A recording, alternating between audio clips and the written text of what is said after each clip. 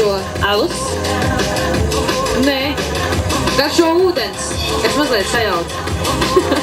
Latviešiem alus ir tā kā ūdens vietā, vai ne?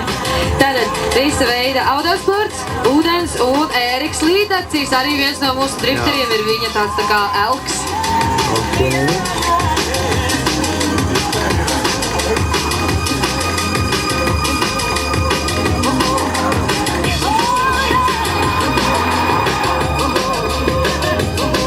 Tiklīdz kā Elvijs būs nobraucis savu pirmo kvalifikācijas braucienu, tā uz starta dosies jau otrais aplis. Tas nozīmē, ka atkal uz starta būs Ēriks Ulas.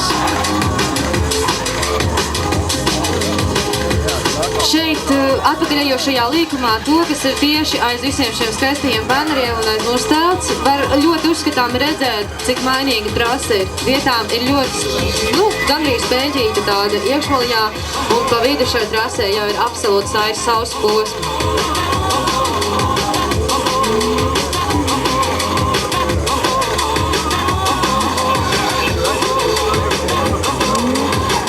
Ellijs turpina savu iebraucienu, un tūlīt viņam priekšā ir pēdējais līkums – garais ovāls.